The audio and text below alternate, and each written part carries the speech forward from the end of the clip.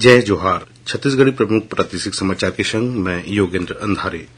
प्रधानमंत्री नरेंद्र मोदी है कहिन कि आज देश के कोना कोना विकसित भारत और आत्मनिर्भर भारत के विश्वास ले सराबोर है। मन की बात कार्यक्रम के दौरान ओमन आज देशवासी मन ला ये भावना ला बछर 2024 में बनाए रखे के अपील करीन। आज मन की बात कार्यक्रम ला रायपुर स्थित प्रदेश भाजपा कार्यालय में घलो सुने गिस। ये मौका में पार्टी के राष्ट्रीय संगठन महामंत्री शिव प्रकाश, क्षेत्रीय संगठन महामंत्री अजय जामवाल, मुख्यमंत्री विष्णुदेव साय, प्रदेश अध्यक्ष किरण सिंहदेव समेत आने जनप्रतिनिधि मन सुनीन। रायपुर स्थित प्रदेश भाजपा कार्यालय में भारतीय जनता पार्टी के जम्मू मोर्चा के पदाधिकारी मन की संयुक्त बैठक आयोजित करेगीस। ये बैठक आगामी कार्यक्रम के रूपरेखा ला तैयार करेगीस।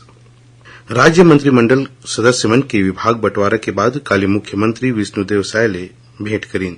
ये अवसर में मुख्यमंत्री मंत्रिमंडल ला मोदी के गारंटी ला पूरा करे बर जोरदार ढंग ले जुटे बर किहिन। रायपुर के पंडित सुंदरलाल शर्मा वार्ड और पंडित वामन राव लाखे वार्ड में आज विकसित भारत संकल्प शिविर के आयोजन करेगीस। ये दौरान 5,800 ले ज्यादा हितग्राही मन ला केंद्र सरकार की योजना मन ले लाभान्वित करेगीस।